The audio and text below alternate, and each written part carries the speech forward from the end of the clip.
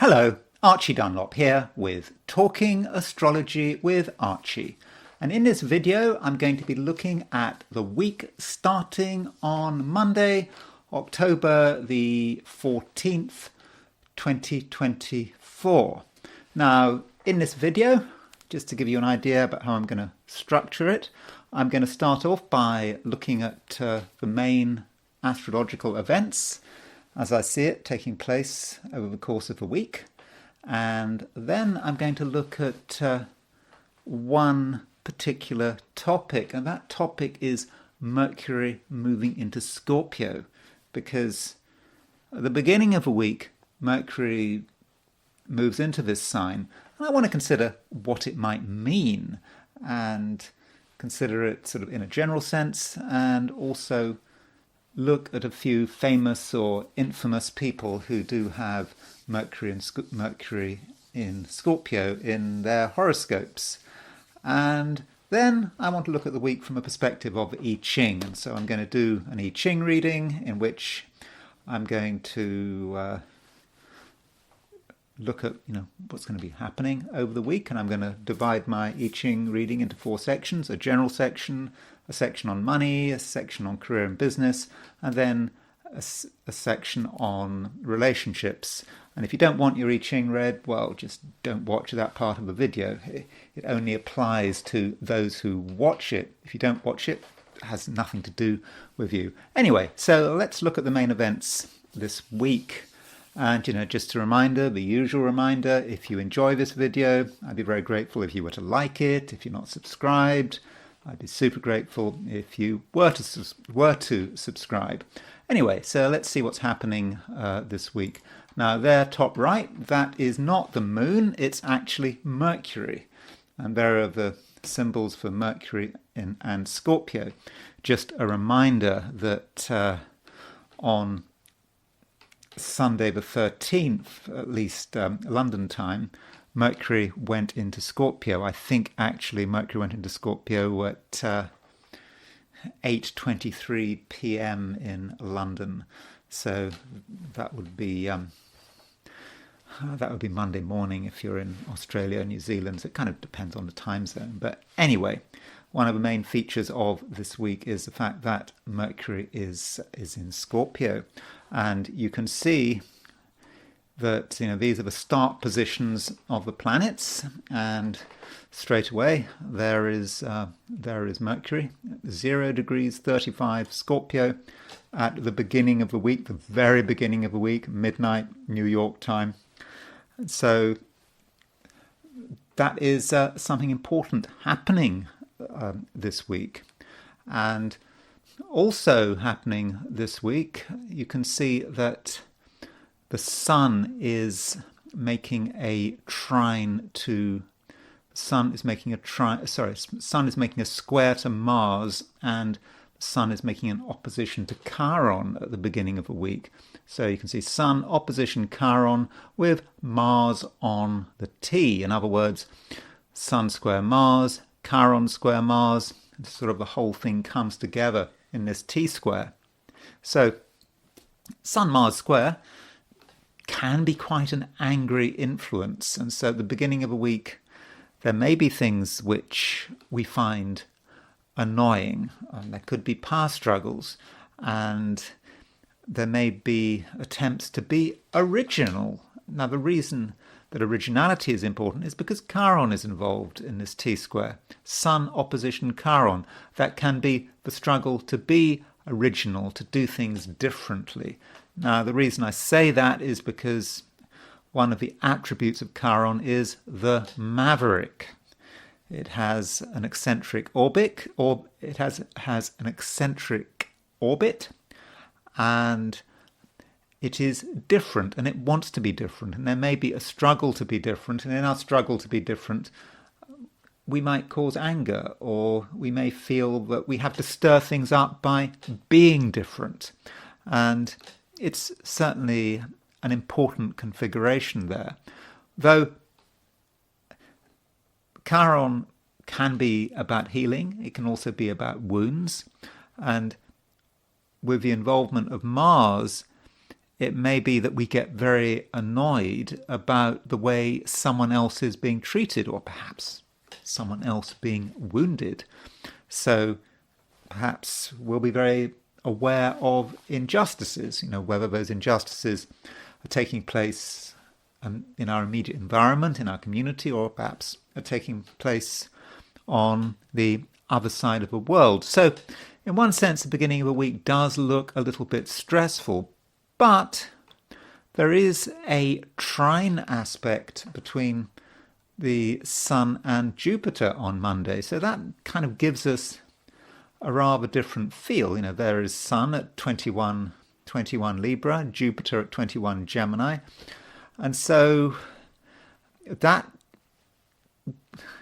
does give us a different picture.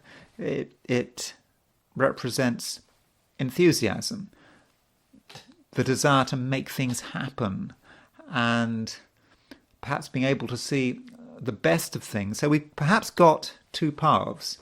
We can get angry, Sun square Mars, or we can rise above things, and we can perhaps take the view that through our optimism we can change things. We can change things for the better, because optimism and enthusiasm are an approach. So is anger. They both have their places, and so which one are we going to go for? Are we sort of going to have a mixture of both? A mixture of both. We can get angry, but we can also provide encouragement. So perhaps this gives us a lot of responsibility. Then, as the week progresses, the Sun moves from the Sun is making that trine to. That Sun is making a trine to Jupiter. Then the Sun moves on. You can see the Sun is actually starting to make a conjunction to true black moon Lilith at the beginning of the week, and that's kind of interesting. And I suppose that also links with the square to Mars. It's true black moon Lilith can be about things that are somewhat unpleasant, and things that are unpleasant might make us annoyed. Mars is square true black moon Lilith. Sun is conjunct true black moon Lilith. And in terms of our own anger, perhaps we have to ask ourselves, what is motivating it? Or maybe it's not our anger, it may be another person's anger. But there is something a little bit unpleasant sort of lurking in the shadows. Now, probably the big event this week is a full moon. And there is a full moon on October the 17th, which is a Thursday. So we've got the Sun is going to be at approximately, I think, 24 Libra, and that is going to be opposition the Moon at 24 Aries. So that full moon could be quite a big deal. It will be linked with Mars. Okay, it won't be exactly square Mars, but it will be a few degrees off. And certainly I will be looking at that full moon in great detail in a couple of days' time and seeing where on earth it might have maximum impact. And it just may feel, as we move through the week, as we move towards Wednesday, that things are reaching a peak, that something perhaps has to give. And of course, with the full moon, we get a sense of the truth. The truth is beginning to manifest. And this full moon, it does actually have an impact on the horoscopes of both Donald Trump and Kamala Harris. And perhaps we're going to get insights about the election and where this election is actually heading towards. Of course, I have my views. I have a belief about who's going to win. If you've been following my videos, you'll know that I'm fairly confident that Donald Trump is going to win. But still, this full moon is perhaps one of the last chances for the campaign to change. Of course, we've also got, at the end of the week, we've got Kamala Harris's birthday. I think her birthday is on, I think it's October the 20th, isn't it? I think that's right. So Kamala Harris, yeah, she's born on October the 20th. So we've got that at the end of a week, and I suppose that's something to look forward to. But this week could actually be quite important for the campaign. I think it's just almost like the last chance for things to change. Because when you're talking about Kamala Harris's birthday, and again, I will be looking at Kamala Harris's chart in detail at the time of her birthday, things change.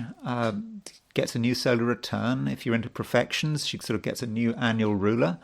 And so perhaps that's her last chance to sort of reinvent her campaign and to come over as someone new. Maybe her luck will change. We'll see, and I'll be considering that at the end of the week, or when I look at the positions of the planets for the end of a week, for the weekend, and when I'll specifically be looking at Kamala Harris's chart.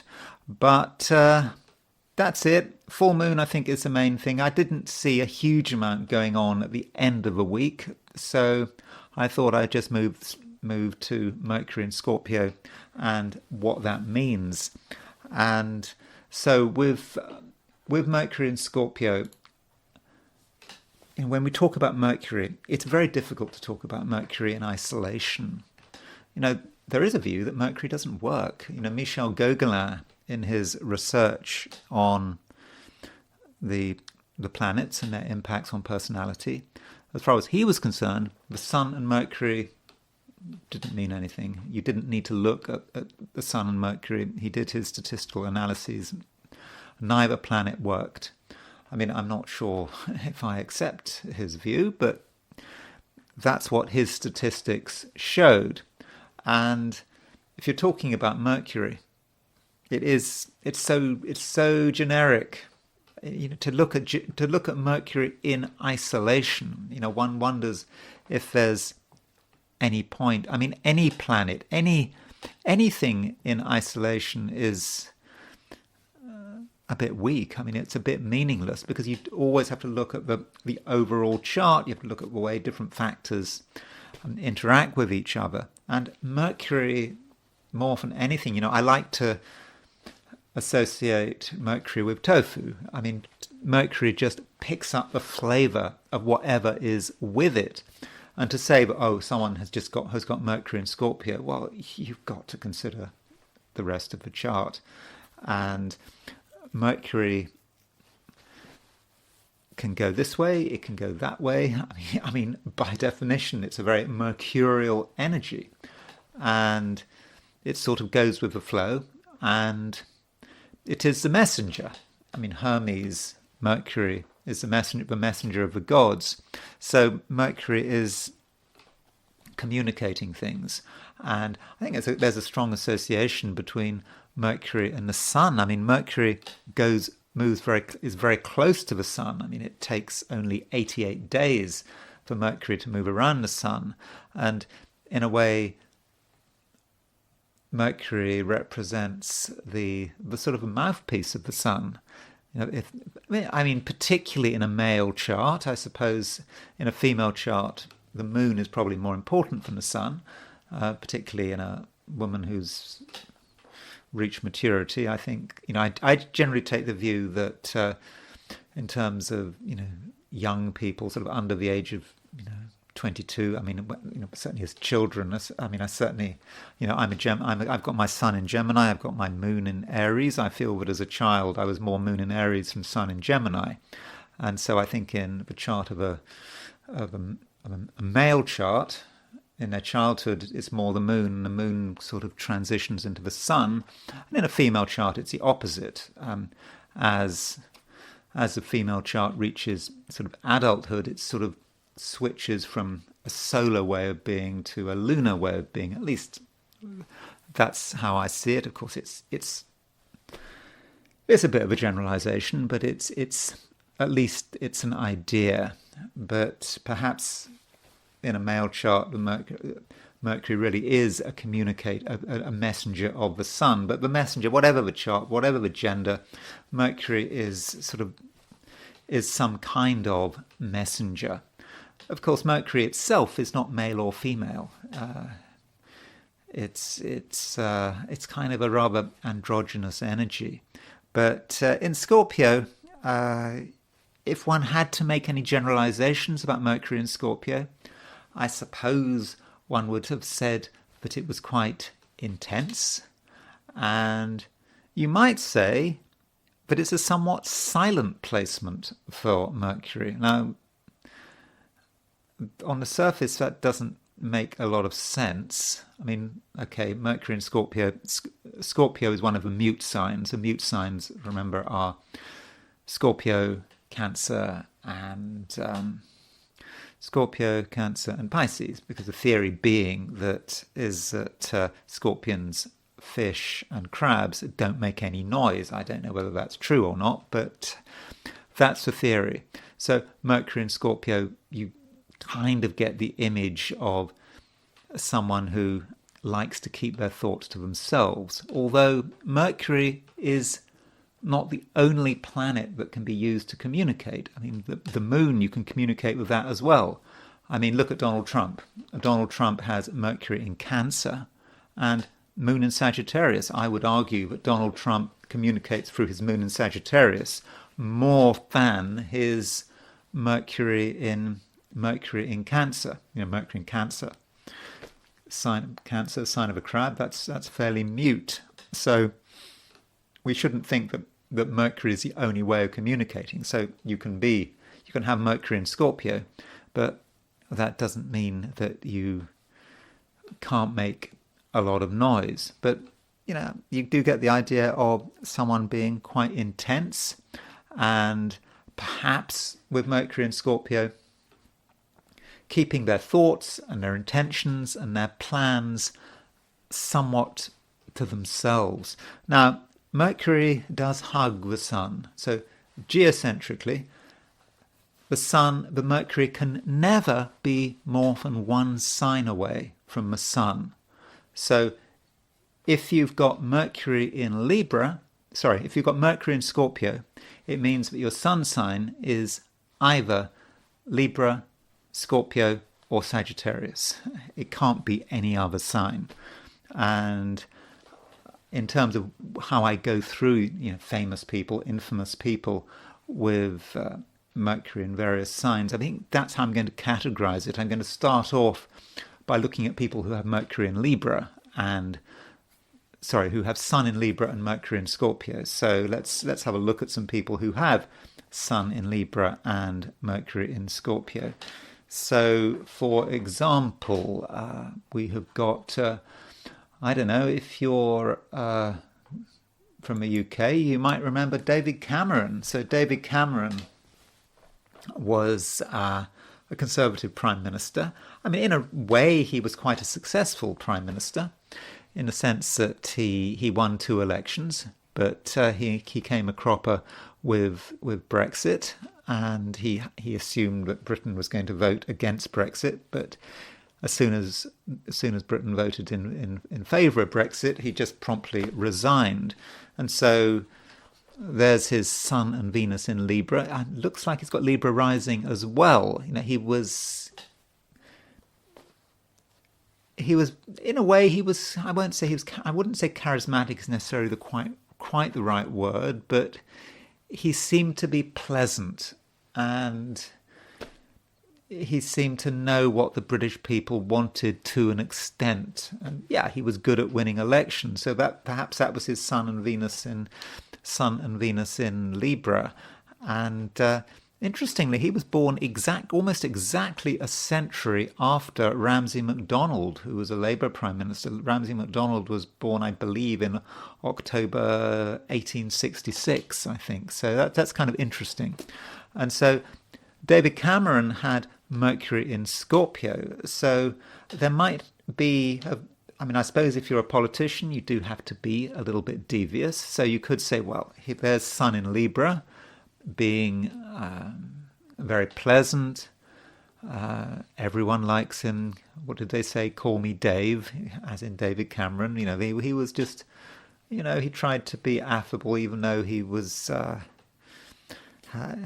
had a sort of a very sort of upper class, sort of aristocratic background, but he's tried to come over as being a man of the people, and to an extent it worked. But Mercury in Scorpio, Mercury in Scorpio, you see Mercury in Scorpio, you can be negative about it, but in fact with Mercury in Scorpio there can be a fair amount of compassion and real compassion there, powerful feelings. So Mercury is about the way you think, but in Scorpio it is sort of tinged by emotion. And I think that when he was prime minister, I think he in terms of the National Health Service, he used the National Health Service. I think that one of his children was born with I forget what it was. It was it was I think it might have been cerebral palsy or something like that, and the child was profoundly handicapped and died when he was in office. And I think that there was a sense of compassion there, that he used the National Health Service, and I think that sort of helped. I don't say it necessarily helped, but I think it sort of it contributed to the image that he was a compassionate person, that he had his own fare of tragedy, that he did come over as being quite human. And so maybe that's a way in which Mercury in Scorpio was working. And his feelings about humanity and trying to do the best were probably very, very genuine. And I know that he's not the most popular person in the world, particularly in terms of people on the right. But still, I think it can be quite serious, that Mercury in Scorpio, and the things that Mercury in Scorpio says and believes, should be taken seriously. Now, looking at someone else who has Mercury in Scorpio and the Sun in Libra, someone who really is known for their compassion and really caring about other people, would be Gandhi. So I looked at Gandhi's horoscope fairly recently. It's difficult to know exactly when Gandhi was, what his time of birth was. It seems to have been sometime in the morning on October the 2nd, 1869. Probably Libra rising, maybe Scorpio rising, but he certainly had Mercury in Scorpio. And so this might be another example of compassion, very real example. So here is someone, Sun in Libra. Sun in Libra wants to do the right thing, and Mercury in Scorpio is really powerfully influenced by what is happening. So in South Africa, when he was a lawyer in South Africa, seeing discrimination, it hurt him, it upset him. He felt he had to say something. And likewise, when he moved to India and became part of the movement for independence from Britain, there is a feeling for his fellow human beings. And of course, in his case, the idea of not killing, what do they call it in India? Ahimsa, isn't that what it's called? The idea that you don't kill, that was very important to him, and the idea that you can a sort of a non-violent revolution was, of course, very, very important to him. And so there is that sincerity to Mercury in Scorpio, which so it can be. It can be very powerful, Mercury in Scorpio, and I think there can be something very humanitarian about it. And you can see in his case how it sort of links with the sun in Libra. Now, David Cameron, he was a politician. Another politician, a Sun in Libra with Mercury in Scorpio, was Gavin Newsom. And I suppose this is a sort of a reminder that planets can work in many different ways. Here, Gavin Newsom, governor of California, a Sun in Libra, Mercury in Scorpio. I suppose he would probably argue in public that he was a great humanitarian. But you could say in his case, Mercury in Scorpio, it may be about hidden motives. He has his motivations for doing things. Why is he into politics? I suppose David Cameron was a politician, Sun in Libra, Mercury in Scorpio, Gavin Newsom as well, and perhaps he has some sort of understanding of what needs to be done to be politically successful. So David Cameron and Gavin Newsom, both of them, Sun in Libra, Mercury in Scorpio, were fairly smooth operators. Gavin Newsom is still a smooth operator, and he's done well politically in California. And I suppose Mercury in Scorpio it's how he thinks, but it's also influenced by his feelings, and perhaps a feeling for the way things are in California, and perhaps being able to pick up on popular moods, or at least popular moods amongst his constituency. Okay, not every Californian, but he's able to feel what he needs to do in order to be successful. Now, another politician from California who has got Sun in Libra and Mercury in Scorpio is Kamala Harris. Now, I've sort of done Kamala Harris's chart to death recently, so my apologies for talking about her again, but she's got Mercury in Scorpio, so she's going to have her Mercury return very soon. I should probably look at her Mercury return. In fact, I might look at her Mercury return right now. So she's got Mercury in Scorpio, and you could say with Mercury in Scorpio that she must have her finger on the pulse at some level. I mean, she has been successful politically. Whatever you think of her, she became the Attorney General of California. She became senator. She became vice president. She's aspiring to be president. So she must have some sense of who to impress. And maybe that's an aspect of Mercury in Scorpio, getting a feeling for how to communicate, getting a feeling for who to communicate. So that might be one way that Mercury in Scorpio is working. But, Mercury in Scorpio, we shouldn't forget that Scorpio is a fixed sign. It can be stuck in its ways, and it may not be flexible. Now, not in all cases. Gavin Newsom, David Cameron, they had that sort of flexibility, but not with Kamala Harris. Now, there are probably other reasons why this is the case.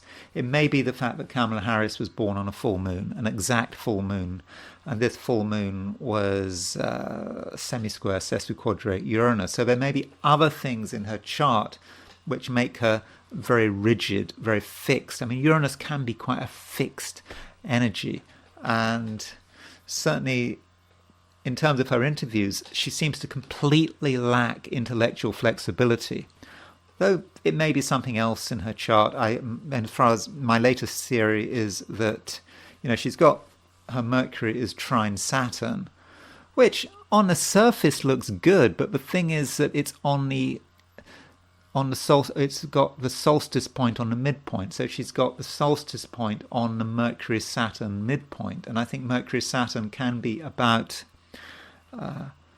restricted communication. It can be about rigidity, and I think that perhaps is a problem with her Mercury.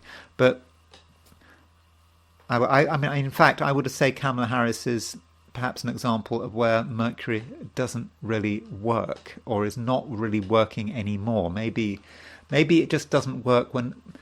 Maybe she's fine when the pressure is at a certain level, but when the pressure reaches a certain point, Mercury starts to short circuit, and that might explain why her interviews have been so bad, and we don't know anything about her. And it just may be that she's got Aries on the Mercury Saturn midpoint, and Aries represents the world. And so that may explain some of what has been going on with her. So those are some examples of people who have the Sun in Libra and Mercury in Scorpio. So then we've got people who have Sun in Scorpio, Mercury in Scorpio, very Scorpio people. And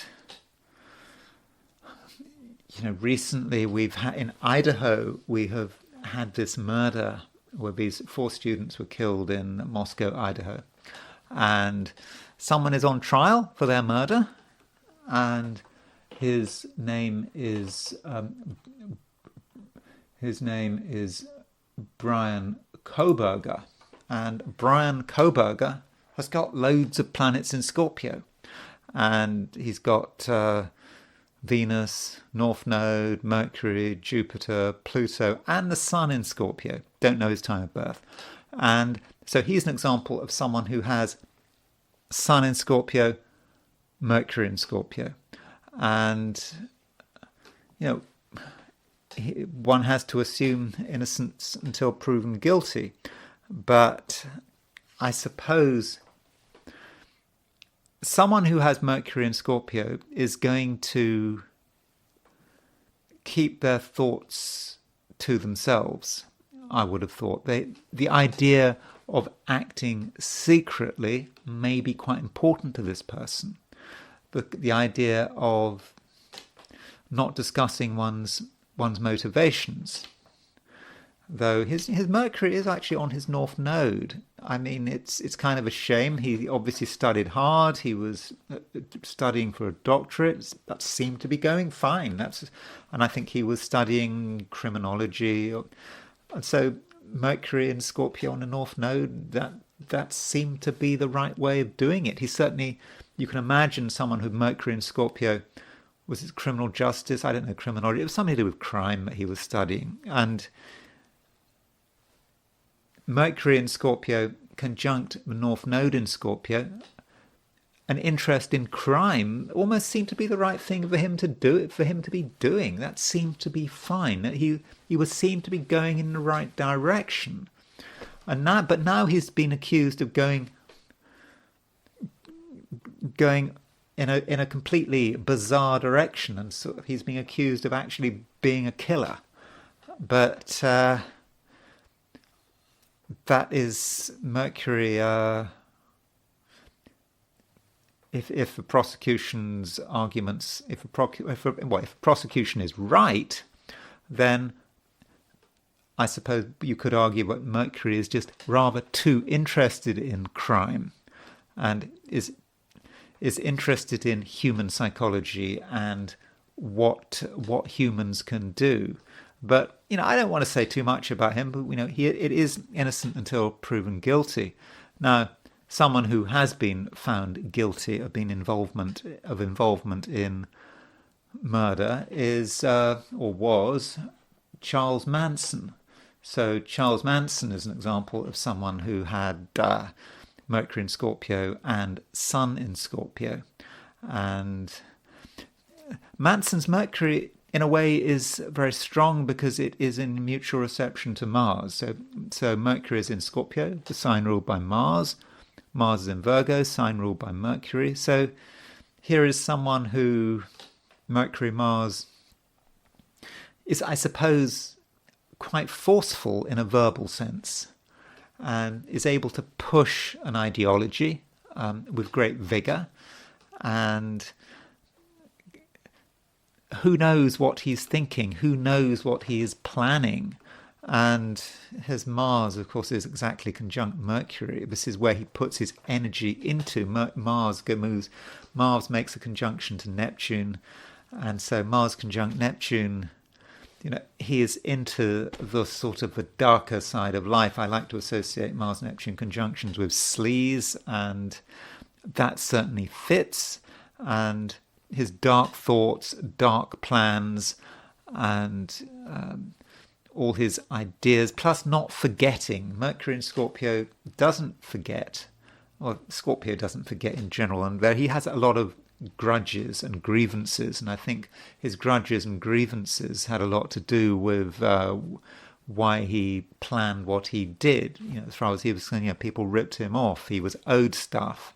People didn't treat him well, and he had to get his own back. And he used the family to help him achieve his ends. So there can be something vindictive about Mercury in Scorpio, and there can also be something very self-destructive about Mercury in Scorpio. Now, Joseph Goebbels had Mercury in Scorpio, and so Joseph Goebbels was the Nazi propaganda minister, and he killed himself along with his family, and he had Mercury at 0 degrees Scorpio, and he was, I suppose, a clever man, and Mercury in Scorpio can have a deep understanding of the way things are going. So Goebbels wrote these diaries, and he was probably one of the first Nazis to actually know that Germany was losing the war. He just knew. And I think he had quite a good psychological insight, as you'd expect with Mercury conjunct Scorpio. I think when the Germans, after they invaded Russia, when they unearthed the victims of the Katyn Forest massacre, which was a massacre of Poles by the Soviet Union a couple of years earlier, he said in his diaries, he said, "I know what's going to happen. The Soviets are going to blame the Nazis." And of course, that's exactly what the Soviets did. And so for a long time, it was assumed that the Katyn Forest massacre had been perpetrated not by the Soviets, but by the Nazis. And Goebbels knew they were going to do this. And so Mercury in Scorpio can just have a very good insight about the way things are going. Mercury can also be very persuasive. Mercury in Scorpio can be very persuasive. And I suppose if you're a propaganda minister, that might help. And Mercury in Scorpio, his Mercury in Scorpio was sextile Moon in Capricorn. So maybe, the two communication planets in sextile perhaps helped him be an effective communicator. I mean, he was a journalist and a writer before he got involved in politics. So I suppose that would fit the Mercury sextile the Moon. Now, still, we don't fully get why he was such an effective speaker. I mean, he is famous for his speeches, his propaganda speeches throughout the war. It may be to do with the fact that Mercury is semi-sextile Jupiter. See, there's his Mercury at 0 degrees Scorpio, Jupiter at 0 degrees Libra, so we're in semi-sextile. So Jupiter is something quite... it's quite an excessive energy, and so perhaps that's how he was able to express it. Or it may be the fact that if you look at his Mercury was semi-sextile Jupiter, was also semi-sextile Saturn. So that's Mercury exactly on the Jupiter-Saturn midpoint somehow enabled him to tune into these wider collective forces, because Jupiter and Saturn are the rulers of time and how time progresses. And it might also be how he had sort of insights about what was going on, and how he knew that Germany was going to lose the war probably before pretty much anyone else did in the higher echelons of the Nazi party, because he Mercury on the Jupiter-Pluto midpoint, he just understood it. But still, I don't fully see with his chart why he was such an effective speaker. I mean, I could look at his midpoints in detail, but I haven't got time to look at those midpoints. Now, his wife, Magda Goebbels, she was also a Scorpio, and she also had Mercury in Scorpio, and so the pair of them had Sun in Scorpio and Mercury in Scorpio. And when the Soviets were closing in on Berlin, Magda Goebbels had the opportunity to leave with her children, but she refused. And Scorpio can be a very destructive sign. It can be destructive not just in terms of yourself, but everyone else around you. You just want to take everyone with you. You feel that's the best form of protection. You don't want your children to be around after Germany has lost the war. Well, particularly if the Russians are involved, because there was a fear of the Russians, but they had an opportunity. They could have gone to the Western Germany, and been away from the Russians. The family could have escaped. But no, the pair of them with Sun in Scorpio, Mercury in Scorpio, they just wanted to, everyone wanted to go together, so they killed their children and then they killed themselves, which in a way is, you could say, is Scorpio at its very worst. And Scorpio can be Mercury in Scorpio. There is a cruelty to Mercury in Scorpio in terms of what it says. And another Nazi who had Mercury in Scorpio was a man called Roland Friesler. He was the head of the sort of People's Court. The perpetrators of the bomb plot. They went before him and his court, and he would sentence them to death. He would abuse the people in the dock. He would try to humiliate them. And there's Mercury in Scorpio, opposition Jupiter in Taurus. You can see, I think, the cruelty of Mercury in Scorpio, opposition Jupiter in Taurus. I mean, Jupiter in Taurus, I suppose, is quite vindictive. And I suppose Mercury in Scorpio can be quite vindictive, can almost enjoy humiliating people. I think people had to come into the dock with trousers that were too big for them, just to deliberately humiliating them before sentencing them to death. And he would shout at people in the dock. And again, that's Mercury in Scorpio, opposition Jupiter in Taurus. So at least that's one way of seeing it. And Scorpio can also be about one's interests. Scorpio is, Aleister Crowley said there were three symbols to the Scorpio. The highest level was the eagle, and the intermediate level was the snake, and the lowest level was the scorpion itself.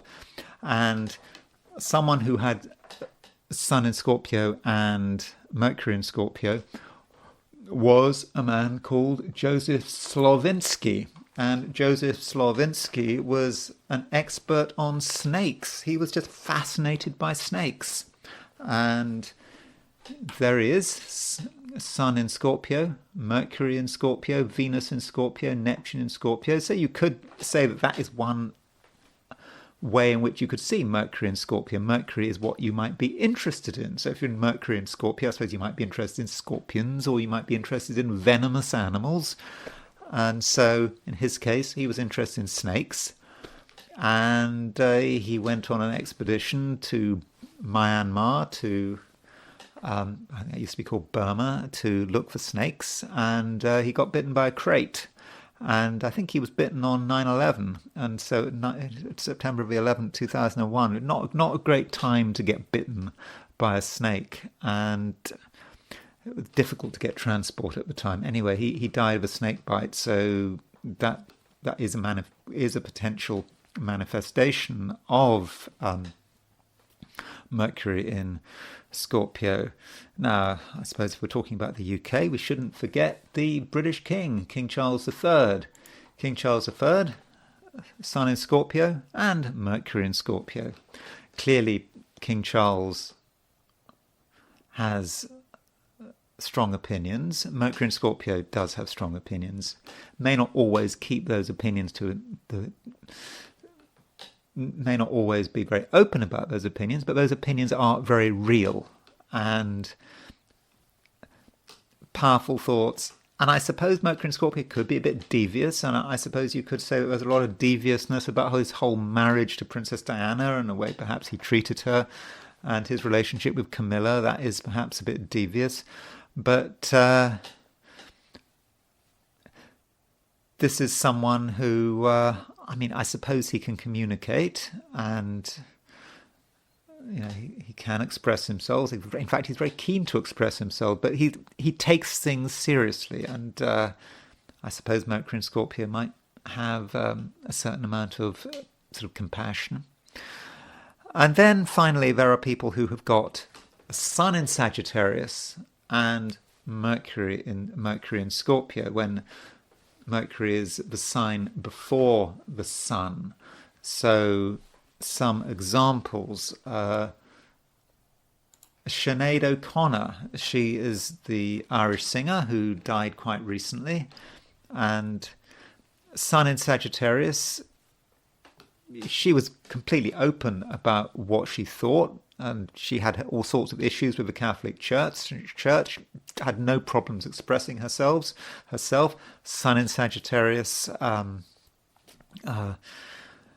was this sort of religiousness, because there is a certain religiousness to the sign Sagittarius, because it's ruled by Jupiter, and I think she clearly was very influenced by the Catholic Church, and then I think at some stage converted to Islam.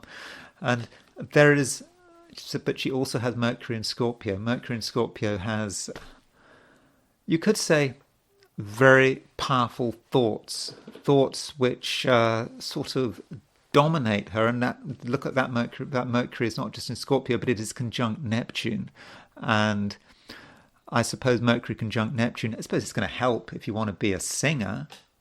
Mercury Neptune needs to be sensitive to what's happening, and it needs to be in tune with, emotionally, I suppose, with the audience, the immediate audience, and I suppose the wider audience, and what's happening in the world, and really picking up on that. So, but there's a Sagittarian feel here. And someone else with Sun in Sagittarius and Mercury in Scorpio was Augusto Pinochet. So Augusto Pinochet was the Chilean dictator, and I would see his chart like this. I would say that he was very sort of conservative and anti-communist, and Sun in Sagittarius. So that represents Sun in Sagittarius. Remember, Franco, the Spanish dictator, was also a Sagittarian. So Sun in Sagittarius, ruled by Jupiter, having strong principles for right or wrong, and being conservative, traditional, and wanting to stand up against communism. That's what he believed in. But then he had Mercury in Scorpio. Mercury in Scorpio is someone who is devious, and he was devious. The president of Chile, Salvador Allende, appointed him as commander-in-chief of the army. Salvador Allende trusted him, but all the while Mercury in Scorpio was planning and plotting, and in the end there was a coup against Salvador Allende, and Salvador Allende, I suppose, was naive, and it was Pinochet who was behind it, and Pinochet took power. So Mercury in Scorpio can in fact have, be devious, can have secret plans, secret ideas, and then at a certain stage they can manifest. And a final example of someone with Sun in Sagittarius and Mercury in Scorpio is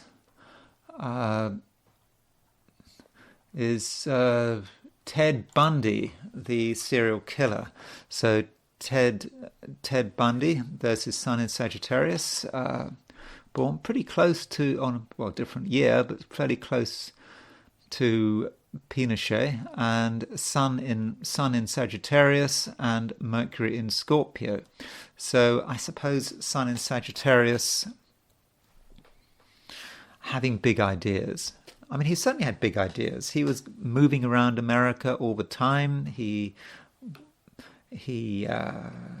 studied a lot. At the beginning of his life, he was clearly highly intelligent, Sun in Sagittarius. and he sort of got involved in politics. And so that's sort of one persona, Sun in Sagittarius. But then under it all, there is Mercury in Scorpio. Mercury in Scorpio is doing something else. Mercury in Scorpio is doing the planning. And I suppose Mercury in Scorpio conjunct Venus. Perhaps you've got someone who is quite charismatic, being able to communicate in a charismatic way, and I suppose that sort of helped him to an extent. Maybe it sort of helped get the confidence of some of his victims. And in his case, well, I don't think the Mercury in itself explains why he's a serial killer, though. I think that you might want to look at other stuff, like his moon conjunct Mars in Sagittarius. So that's that. Look at you could say, well, it's Mars conjunct the South Node, conjunct the Moon, but if you're talking about serial killing, I mean that is quite a complex thing, and you'd have to sort of really get to grips with this sort of underlying horoscope. But I suppose the deviousness and acting, having a public face, Sun in Sagittarius, and then this private behavior would be his would be his Mercury in Scorpio. Anyway, I'm not sure how helpful that is, but those are a few ideas about how Mercury in Scorpio might work. As usual, it's a completely biased sample, but I thought I want to talk about Mercury in Scorpio. And now I want to finish by looking at the I Ching. So in terms of this I Ching, just remember, if you don't want your I Ching done, you don't have to have it done. You can stop watching the video now. This I Ching reading is only for people who are watching the I Ching section of this video. If you don't watch it, it doesn't apply to you. It's not designed to represent your weaker head. So anyway, so you can stop watching the video if you want. Anyway, so remember, this I Ching reading is divided up into 4 sections.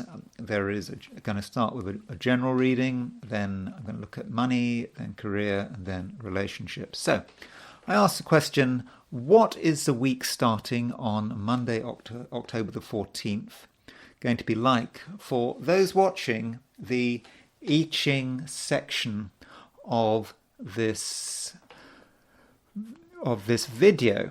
And the first hexagram I got was hexagram number 4, which is youthful folly.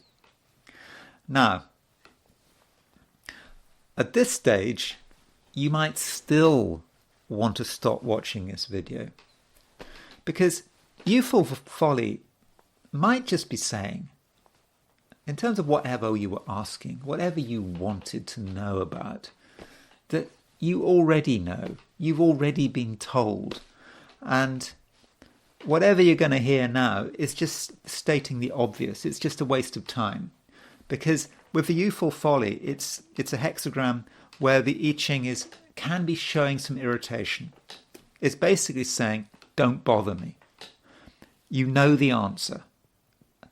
I've told you once, I've told you twice. Now just go away.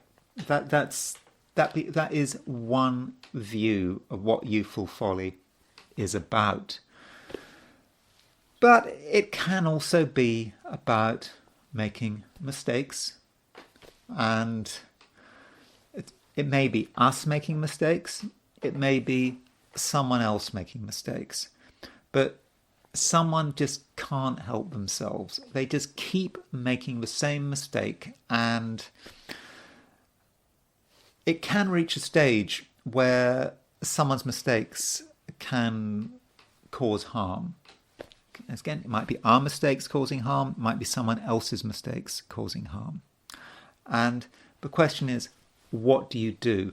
I somehow think actually in this situation it might actually be someone else's mistakes. Is someone being continually careless, continually stupid? And if that is the case, we do have the top line moving. And the top line in this instance can be about punishment. Punishment not for the sake of punishment. Punishment for a reason. Because someone has to be stopped. Someone has to know the error of their ways. It's punishment to protect ourselves. And indeed, perhaps punishment to protect the other person. Someone has to stop. And we have to perhaps apply a punishment or bring something to a halt to protect ourselves from damage. So yeah, we're not just punishing someone for the sake of it. It's just important to express the way we feel, because it is a situation that may be getting out of hand. Now, it might be us making the mistakes. I mean, that is absolutely possible. And so in that case, maybe punishment is coming our way. We need to be told to stop, because there is a danger here that someone is going too far. And this hexagram does move though, and we've got a moving line, top line moves, and it transitions to hexagram number 7, which is the army. And the army is kind of different, and it's saying that, once we have sorted ourselves out, perhaps once we've sorted other people out, if we've got problems, if problems continue, then maybe some kind of collective action is required. And it's very important that followers and leaders know their role. If our role is to, if our role is to follow, then we should be following. If our role is to lead, we need to lead. And if there is some issue, we need to get things together, and perhaps we need to put something right. Maybe we need to put something right in terms of a previous hexagram, youthful folly. Someone's made a mistake, someone's messed up, we've got to put things to right. Now, the army could be about other people. It may just be about ourselves, marshalling our resources in order to fix a problem. A problem might be caused by someone else's mistakes. It might be caused by our mistakes. So let's now switch and look at money. And so if we're talking about money, then it does seem that over the course of a week there is a danger that someone does something that is stupid. It might be us. And we should know better, but we won't be told, or maybe it's someone else who won't be told. So someone is not behaving properly, and they're not taking their finances seriously. Maybe it's us not taking our finances seriously. And there is a danger that someone is making a mistake. So what happens when someone starts to make a mistake? When you see someone spending too much money, when you see someone being completely irresponsible with money, you have to take action. It is very much saying this because the top line moves, and the top line is about punishment, and punishment is about, I suppose it's creating order again. So who is being irresponsible with money? Is it us? Is it someone else? Whoever it is, we need to make the matter known, and we have to stop. So I suppose it could be a case where we're dealing with joint finances. So I suppose it could be an issue about family money, money that is held by several people, by a group of people, and someone is misusing money. And so if someone is misusing money, is not using money properly, then something needs to be said, something needs to be done before there is a really rather destructive situation. So do look at how money is being used. Maybe it's us. Maybe we're spending money. We know we shouldn't be spending money in a particular way. We've made this mistake before, and we just keep making that mistake again. And we take things too far, and yeah, we have to suffer the consequences. And I mean, hopefully, we will be able to step back from a precipice. But again, there is this idea of punishment, and it's about stepping in and saying this cannot happen, this must not happen, and we do need some restraint immediately, and we must not go too far. And then this hexagram moves, and it moves to the hexagram, the army, and it just may feel at some stage this week that mistakes have been made, and as a result of mistakes having been made, they've somehow got to be put right. And putting right financial mistakes from the past may require a lot of resources. It may require advice, perhaps. Perhaps that's how we see the army. There are people we need to get help from, maybe need to talk to them. Or it just may be just us using whatever we've got available. May not be people, it may be just be our own skills, or it may be we can sort of talk to people or call people and work out some kind of a solution. And it may be that we haven't got the ideas, we aren't really able to take the initiative. It may be that we need to let someone else take the initiative. Maybe they've got better ideas to solve a problem than we have. So there's a lot that can be done, and we shouldn't feel that we're having to deal with it on our own. And then there's career and business. So if you're working or if you've got a business, then it may seem at the beginning of a week that mistakes have been made, and perhaps that mistakes continue to be made, and the situation is not ideal, and it may be that you can actually see that someone else is messing up. I suppose, someone you're working with, perhaps, and you can see that they don't know what they're doing, or if you have a business, you're getting help with something, you can see that this is not going right at all. And if that's the case, you can't just allow the situation to continue, because things won't get better. You have to actually say there is a problem here. That's what we mean by punishment.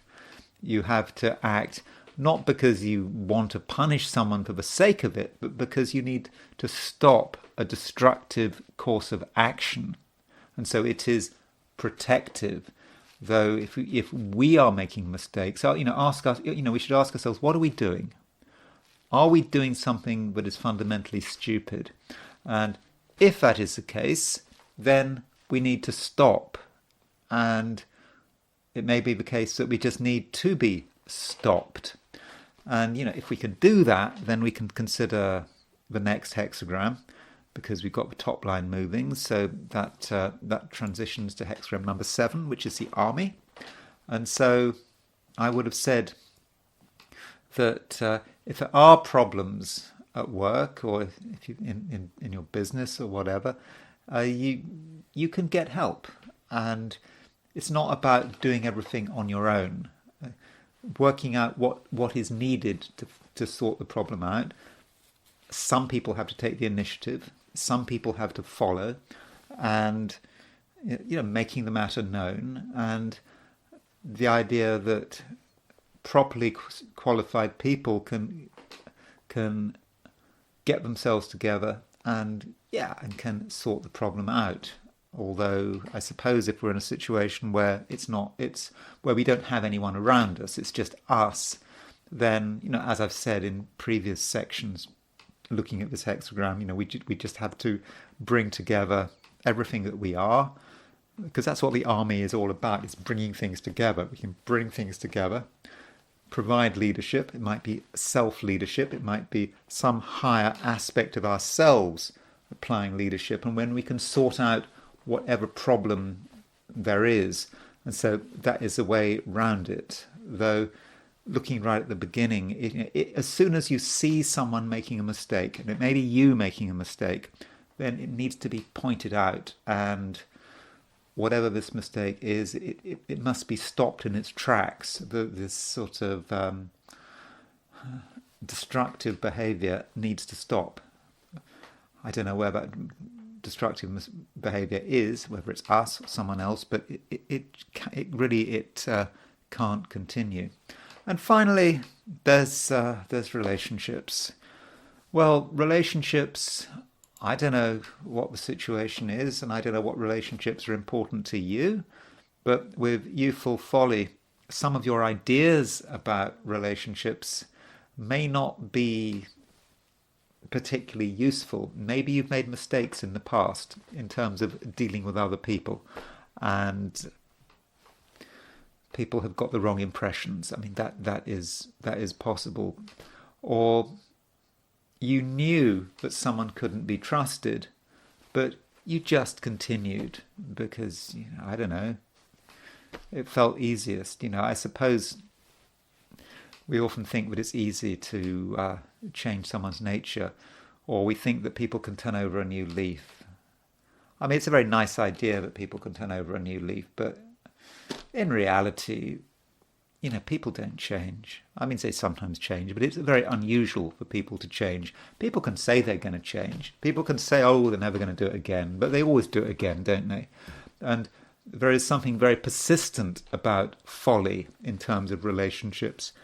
People get locked into a pattern of behavior, and they just keep doing it. And what do? Do you allow the behavior to continue? Well, if it's someone else behaving badly towards you, someone you're involved in a relationship with, whatever the nature of that relationship is, you can't, if you don't say anything, the pattern of behavior will continue. And what the I Ching is saying with that top line moving is it's about punishment. You've got to tell someone how it is. If someone is behaving in a way you don't appreciate, then you have to tell them. It's very important, because if you don't tell them, it will just carry on. And you have to tell them in no uncertain terms. And you may have to make a threat. I mean, a threat. If you're involved with someone, you stop. If you don't stop doing this, then you're out, or whatever threat you're able to or want to deliver. And that kind of threat may actually be quite effective. Just raising your voice might be a threat. So things must not be tolerated. And we should also consider that it's youthful folly, that perhaps it's us who has been behaving badly in a relationship, in which case we could expect some pushback. We should expect that we're going to be told that we're being unreasonable, and maybe us having to deal with a threat. And anyway, this moves to the army, which is hexagram number 7. And I suppose the army is quite a sociable hexagram, but it's talking about people coming together for a common purpose. And, I'm thinking that it's saying something about a switch in terms of social emphasis. Maybe the week starts, you're thinking about people in sort of pairs, one-to-one relationships, but perhaps we shouldn't be thinking about one-to-one relationships. We should be thinking about how people relate to each other as a group. Maybe problems can't be solved in pairs. They can only be solved through sort of collective action, and that perhaps is going to be the way forward. So maybe as the week progresses, it might be best if we de-emphasize relationships, particularly one-to-one relationships, and start to focus on the group and people coming together to solve particular problems. Anyway, that's all I'm going to say for this week. I hope you found this video of some use. If you did enjoy this video, I'd be very grateful if you were to like it. If you're not subscribed, I'd be super grateful if you were to subscribe. If you want to buy me a coffee, there's a link in the description. Anyway, so thanks very much for listening, and I will talk to you again very soon.